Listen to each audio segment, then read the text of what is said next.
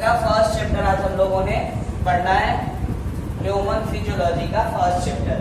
और human physiology के first chapter में हम सीधे आ जाएंगे ह्यूमन डाइजेस्टिव सिस्टम के बारे में बात करेंगे।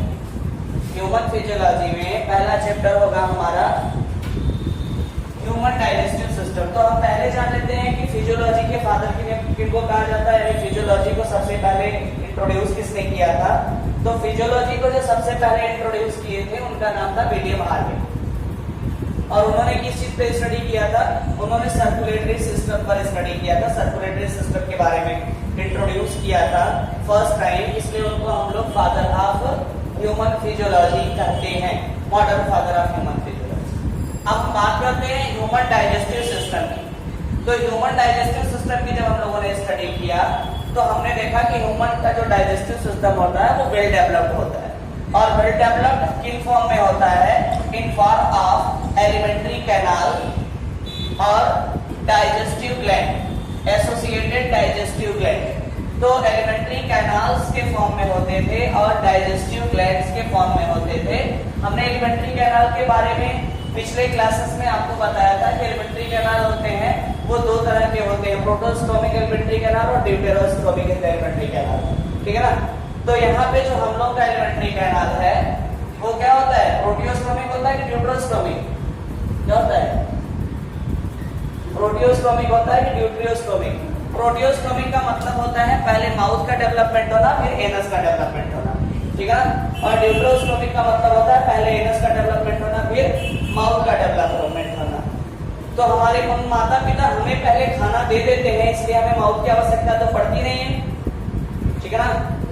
तो हमारा जो एलिमेंट्री कैनाल होता है वो ड्यूटेरोस्टोमिक एलिमेंट्री कैनाल होते हैं। अब आगे बात करते हैं जो एलिमेंट्री कैनाल होते हैं वो डेवलप्ड कब कहा जाएगा? जब एलिमेंट्री कैनाल में दोनों पोर्शन यानी दो ओपनिंग पाया जाए खाने के लिए और उस अनडाइजेस्टेड फूड मटेरियल को रिलीज करने के लिए। जब बॉडी के अंदर दो ओपनिंग पाए जाते हैं उस एलिमेंट्री कैनाल को हम लोग डेवलप्ड एलिमेंट्री कैनाल कहते हैं, ठीक है ना। जिसमें ओपनिंग ये पहला जो पोर्शन होता है ओपनिंग माउथ यानी एलिमेंट्री कैनाल जो डेवलप होगा उसको कहा जाएगा माउथ टू एनस, ठीक है ना। ऐसा एलिमेंट्री कैनाल जो माउथ से एनस तक डेवलप होता है उसको वेल डेवलप्ड एलिमेंट्री कैनाल के अंतर्गत हम लोग रखते हैं। तो हमारा जो एलिमेंट्री कैनाल है वो माउथ से एनस तक डेवलप होता है। और हमारे एलिमेंट्री कैनाल में जो पार्ट पाए जाते हैं माउथ होता है, फेरिंक्स होता है, ओइसोफेगस होता है, स्टमक होता है और इंटेस्टाइन होता है। इनके बारे में हम एक एक के बारे में, माउथ के बारे में, फेरिंक्स के बारे में, ओइसोफेगस के बारे में, स्टमक के बारे में और इंटेस्टाइन के बारे में कंप्लीट एक एक के बारे में कंप्लीट बातों को पढ़ेंगे। हम लोग पहले माउथ की बात करते हैं। माउथ को देखते हैं क्या होते हैं mouth. Akshita good morning, Saumya good morning. और कौन कौन आ गया भाई? सब लोग आ गए हैं? निकिता क्लास में आई है। आगे चलते हैं। तो जो ये माउथ होता है, माउथ को देखिएगा, माउथ में दो पार्ट होते हैं, एक आपका वेस्टिब्यूल होता है और दूसरा होता है आपका बकल कैविटी। अब ये वेस्टिब्यूल क्या होता है? वेस्टिब्यूल हमारे बकल कैविटी या हमारे माउथ का वह पोर्शन होता है जहां पे हम लोग ऐसे मुंह को बंद कर लेते हैं, दांत को ऐसे बंद कर लीजिए। बंद करने के बाद जहां पे जितने दूर तक हम लोग ब्रश को दौड़ाते हैं वो हिस्सा क्या होता है? वेस्टिब्यूल का होता है। और इसमें सुर्ती कोई खाता है? जो सुर्ती खाते हैं वो भी हिस्सा होता है क्या? वेस्टिब्यूल का, जहां पे हम सुर्ती खा के रखते हैं। तो आगे चलते हैं। तो वेस्टिब्यूल देखिए क्या है? Slit like space bounded by lips and cheeks ना। लिप और चिक्स से जो एरिया बाउंडेड होता है बाहर से, एक और अंदर से गम्स और टीथ के द्वारा बाउंडेड होता है। तो यानी अंदर से गम्स और टीथ और बाहर से चिक्स और लिप, उसके बीच का जो हिस्सा होता है वो आपका माउथ का हिस्सा होता है। कितना बात समझ में आ रहा होगा? सॉरी, वेस्टिब्यूल का हिस्सा होता है। तो इस वाले हिस्से में हम किसी भी खाने के वो पार्टिकल्स जो हमें पसंद ना हो या जिनको छांट के रखना है, वो खाते समय उस मटेरियल को हम लोग किनारे की तरफ दबा के रखते हैं। जैसे कभी खाने होने में अकड़ी उकड़ी आ जाए तो उसको हम वेस्टिब्यूल वाले हिस्से में एक तरफ रिजेक्ट करके रख लेते हैं और एडिबल फूड को खा जाते हैं और उसको वेस्टिब्यूल से हम बाहर निकाल देते हैं उन चीजों को। तो हम कह सकते हैं कि वेस्टिब्यूल के पास दो पाथवेज होते हैं, एक आपका रिजेक्टिव पाथवे होता है और एक आपका सेलेक्टिव पाथवेज होते हैं। जो रिजेक्टिव पाथवे होते हैं उसमें हम रिजेक्ट करके मटेरियल को रख लेते हैं और सेलेक्टिव पाथवे को हम बकल कैविटी में वापस भेज के फिर फेरिंग से होते हुए वो इसोफेगस से होते हुए स्टमक की तरफ भेज देते हैं। तो ये वेस्टिब्यूल की कहानी होती है। वेस्टिब्यूल के बाद हम चलते हैं ओरल कैविटी में कि ये ओरल कैविटीज क्या होती है। Oral cavities a cavity like structure एक which are guarded by the teeth, चारों तरफ दांत से गार्डेड है, उसको हम बकल कैविटी कहते हैं। ठीक है ना। यहाँ पे चिमिंग का प्रोसेस होता है, ग्राइंडिंग का प्रोसेस होता है, ये प्रक्रियाएं यहाँ पे होती हैं। अब बकल कैविटी में देखिएगा कई सारे पार्ट हैं, 3 पार्ट पाए जाते हैं बकल कैविटी में। एक आपका पैलेट होता है, बड़ा इंपॉर्टेंट पार्ट। दूसरा आपका टंग होता है, ये भी बहुत महत्वपूर्ण पार्ट है। और तीसरा है टीथ। ये हमारे बकल कैविटी के 3 महत्वपूर्ण पार्ट है, जिसको पैलेट कहते हैं, टंग कहते हैं और टीथ कहते हैं। जो पैलेट होता है वो रूफ ऑफ बकल कैविटी होता है। ये ऑप्शन पूछा हुआ है कि पैलेट क्या होता है, फ्लोर ऑफ बकल कैविटी होता है कि रूफ ऑफ बकल कैविटी होता है। तो पैलेट आपका रूफ ऑफ बकल कैविटी या ओरल कैविटी कहते हैं। जो पैलेट होते हैं उनके 2 पार्ट होते हैं। एक आगे का पैलेट, पैलेट को हम लोग हिंदी में तालू कहते हैं। पैलेट को क्या कहते हैं? तालू। खा लेते हैं आलू, जल जाता है तालू। देखिए कभी जलता रहता आलू खा लीजिए, ऊपर की तरफ जल जाता है। हाँ, समोसा भी खा लीजिए। फिजिकली क्लास में कोई क्या कर रहा है? फिजिकली क्लास में कोई आया है सर क्या? फिजिकली क्लास में कोई आया है क्या? अब तुमसे क्या लेना है, पढ़ते रहो। ऑनलाइन क्लासेस ही चल रहे हैं, मैं फील करके पढ़ा रहा हूँ कि फिजिकल मैं क्लास में भी पढ़ा रहा हूँ।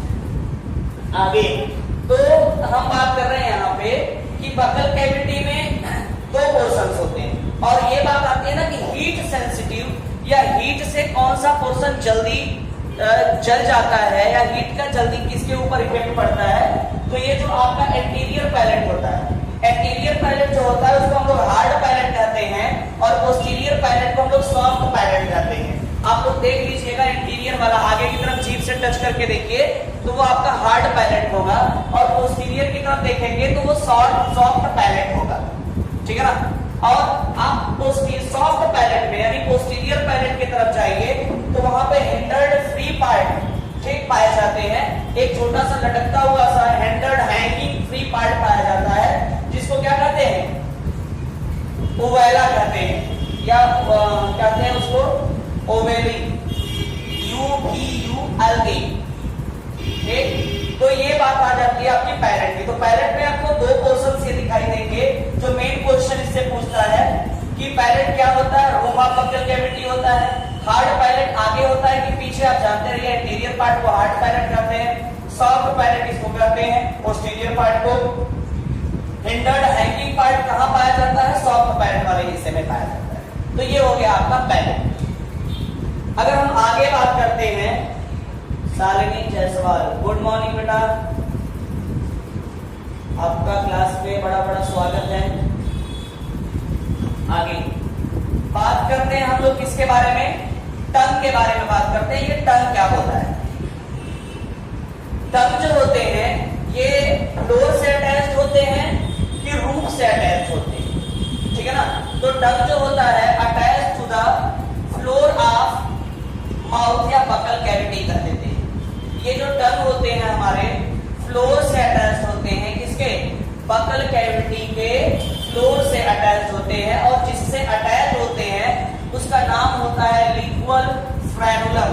ये गले के पास फेरिंक्स रीजन में पाया जाने वाला हिस्सा होता है जिनसे हमारा टंग अटैच होता है, जिसको कहते हैं लिंगुअल फ्रेनुलम। और हमारा ये टंग जो होता है वह V शेप इन स्ट्रक्चर होता है।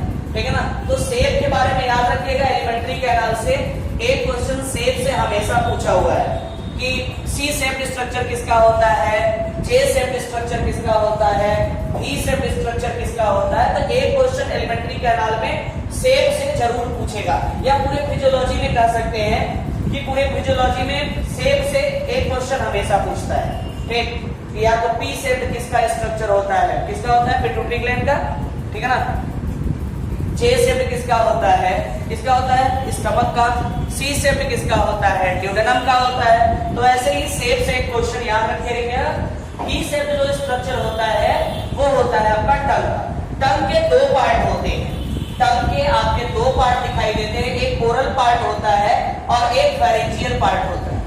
टंग में आपको दो पार्ट दिखेंगे, एक ओरल पार्ट होगा और एक फेरेंजियल पार्ट होगा। तो टंग से ये बातें आ गई। अब टंग का जो महत्वपूर्ण बात है वो टंग में पाए जाने वाले पैपिली के बारे में होता है। टंग में पैपिलीज कौन कौन से पाए जाते हैं, तो टंग में कुल 4 तरह के पैपिलीज पाए जाते हैं ना। मोस्ट इंपॉर्टेंट बातें आएंगी कि टंग में कौन से पैपिलीज के पास टेस्ट बड होते हैं और कौन से पैपिलीज के पास टेस्ट बड नहीं होते हैं। ये आपका बड़ा इंपॉर्टेंट क्वेश्चन होता है टेस्ट बड के संदर्भ में, पैपिलीज में। तो पैपिली में देखिएगा, टंग के पास आपके एक पैपिली वैलिड, दूसरा पैपिली जो होता है फिलीफॉर्म पैपिली, तीसरा पैपिली जो होता है फ्यूजिफॉर्म पैपिली, और चौथा पैपिली जो होता है वो फोलिएट पैपिली होता है। Okay, fungiform, filiform, foliate papillae. तो अगर हम टंग को देखेंगे स्ट्रक्चरली, अगर टंग को देखा जाता है तो देखिएगा ये कहां पे होते हैं। ये अगर टंग का स्ट्रक्चर है तो टंग के स्ट्रक्चर में ये हिस्सा आगे का हो जाएगा, ये ऐसे, यहाँ पे कुछ इस तरीके से स्ट्रक्चर होते हैं लाइक दिस, ठीक है, और यहाँ पे कुछ ऐसे स्ट्रक्चर। तो इनको हमने फटाफट समझ लेना है कि वैलिड पैपिली कहाँ होता है, फिलीफॉर्म पैपिली कहाँ होता है, फ्यूजिफॉर्म पैपिलीज कहाँ होते हैं, ठीक है।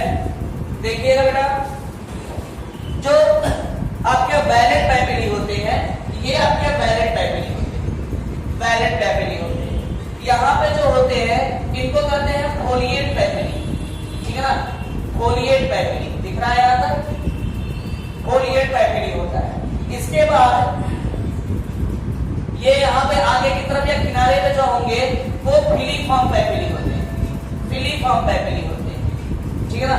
और ये जो पैपिलीज होते हैं इनको कहते हैं फ्यूजिफॉर्म पैपिली या फंजीफॉर्म पैपिली कहा जाता है, ठीक है। एक मिनट डिस्टर्ब हो जाएगा। इसको कहते हैं फंजीफॉर्म और इसको कहते हैं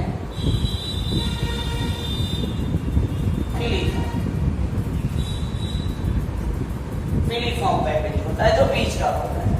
तो अब वैलिड पैपिली के बारे में हम देखते हैं कि वैलिड पैपिली क्या है, फिलीफॉर्म क्या है, फ्यूजिफॉर्म क्या है।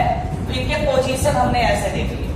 अभी देखिएगा क्या है, जो वैलिड पैपिली होता है उसको हम क्या कहते हैं, सरकम वैलिड पैपिली के नाम से जानते हैं। एक और नाम होता है इनका सरकम वैलिड पैपिली। तो जो वैलिड पैपिली होते हैं उनके पास जो नंबर होते हैं पैपिलीज के वो 8 से 12 नंबर होते हैं। तो ये बड़े बड़े से होते हैं, बड़ा साइज का पैपिली होता है, 1 2 3 4 5 6 7 8 बनाए, 8 से लेके 12 पैपिली होगा, जिसका जितना बड़ा जबान होगा, बड़ा जबान बड़ी मतलब 12, छोटा जिसका जीव होगा उसको छोटे, और 8 से 12 पैपिली होंगे। Each papillae has 100 taste bud. इसके हर पैपिली के पास कम से कम 100 टेस्ट बड होते हैं, और यह पैपिली लार्जेस्ट पैपिली होती है 4 पैपिलीज में, ठीक है ना। सभी 4 पैपिलियों में से ये सबसे बड़ी पैपिली होती है, ओके। और ये जो पैपिली होती है यह बीटल टेस्ट को रिसीव करती है। किस टेस्ट को रिसीव करेगी, बीटल टेस्ट को रिसीव करने का काम करती है ये वैलिड पैपिली। आगे हम बात करते हैं फिलीफॉर्म पैपिलीज की। तो फिलीफॉर्म पैपिली जो होती है वो स्मॉलेस्ट पैपिली होती है। हमारे टंग की फिलीफॉर्म पैपिली यहाँ पे पाई जाती है, ये सब फिलीफॉर्म पैपिली होती है। और हमारे बॉडी का जो फिलीफॉर्म पैपिली होता है ना, ये मोस्ट न्यूमरस होता है, बहुत ज्यादा मात्रा में होता है, ठीक है ना। और सारा टेस्ट यही लेने का काम करता है फिलीफॉर्म पैपिली। मतलब चाहे उसको स्वीट लेना हो, सॉरो लेना हो, ठीक है ना, सॉल्ट का टेस्ट लेना हो, तो मोस्ट ऑफ द केसेस में फिलीफॉर्म पैपिली ही पार्टिसिपेट करता है। तो फिलीफॉर्म पैपिली छोटा होता है और मोस्ट न्यूमरस होता है, बहुत सारे होते हैं। दीज पैपिली टक्टाइल रिसेप्टर, ठीक है ना, ठीक है ना। एक मिनट, ये पैपिली जो होते हैं इनमें सॉरी टेस्ट बड नहीं होते हैं, थोड़ा सा ये फ्यूजिफॉर्म में टेस्ट बड इस तरीके से आपके लगे होते हैं, ध्यान दीजिएगा। ये जो पैपिली होते हैं वो टक्टाइल पैपिली होते हैं, किसी चीज को रिसीव करने का काम करते हैं, किसी चीज को लेने का काम करते हैं ये पैपिली, ठीक। इनके पास टेस्ट बड नहीं होते हैं, टक्टाइल होते हैं लेकिन टेस्ट बड नहीं होते हैं। बात करते हैं अब यहाँ की फ्यूजिफॉर्म पैपिली की। तो जो फ्यूजिफॉर्म पैपिलीज होते हैं वो किनारे किनारे पे होते हैं, ठीक है ना, किनारे किनारे पे होते हैं। ये फिलीफॉर्म से बड़े होते हैं और मैलेट से छोटे होते हैं, देख लीजिएगा, फिलीफॉर्म से बड़े हैं और मैलेट से छोटे होते हैं। इनके भी नंबर बहुत सारे होते हैं, न्यूमरस लार्ज इन नंबर होते हैं, ध्यान दीजिएगा। ये लेस न्यूमरस स्मॉल होते हैं मैलेट से, लार्ज होते हैं फिलीफॉर्म से। इन दोनों बातों को याद रखिएगा, स्मॉल होते हैं वैलेट से और लार्ज होते हैं फिलीफॉर्म से। इनके हर पैपिली के पास नियर अबाउट 5 टेस्ट बड होते हैं। जैसे ये एक पैपिली है, इसमें 5 टेस्ट बड, एक पैपिली इसमें 5 टेस्ट बड। तो ये इस तरीके से अगर है तो एक में कितने टेस्ट बड होंगे, 1 2 3 4 5 टेस्ट बड। वैसे ही यहाँ पे भी देखेंगे तो इस तरीके से ये होते हैं और इनमें हर में क्या होंगे, 5 टेस्ट बड होंगे, ठीक है। और ये आगे वाले हिस्से से यहाँ से स्वीट का टेस्ट लेते हैं, फ्यूजिफॉर्म पैपिली। यहाँ उसके बाद वाले हिस्से से ये लोग सॉल्ट का, मतलब ये पैपिली सॉल्ट का टेस्ट लेते हैं और इसके पिछले वाले हिस्से से ये सौरों का टेस्ट लेते हैं, मतलब खट्टा सोर का टेस्ट लेते हैं, ठीक। इसके बाद अब एक अंतिम में आता है फोलिएट पैपिली। फोलिएट का मतलब होता है लीफ लाइक, फोलिएट का मतलब होता है लीफ लाइक पैपिलीज, जो यहाँ पे आपको किनारे पे दिखाई देते हैं। एडल्ट ह्यूमन के अंदर ये फोलिएट पैपिली नहीं पाई जाती है, ठीक है ना, लेकिन बच्चों के केस में यह फोलिएट पैपिली देखी गई। लेकिन जैसे जैसे बच्चे बड़े होने लगते हैं ये फोलिएट पैपिली उनके बॉडी से खत्म हो जाती है, ठीक है। तो यहाँ तक बातें आ गई टंग के बारे में। अब हम बात करेंगे टीथ के बारे में। टंग के बारे में बातें क्लियर है। और इस क्लासेस को अगर आपको कंटिन्यू देखना है तो डीडीबी ट्यूटोरियल के एप्लीकेशन को डाउनलोड करें और इस क्लासेस को कंटिन्यू आप एप्लीकेशन पे देख सकते हैं, जिसमें हम टीथ के बारे में, फायरिंग्स के बारे में, ओइसोफेगस के बारे में, स्टमक के बारे में और इंटेस्टाइन के बारे में डिटेल बातें करेंगे, ठीक है। तो join DDB tutorial, download the application DDB tutorial from play store. Thank you.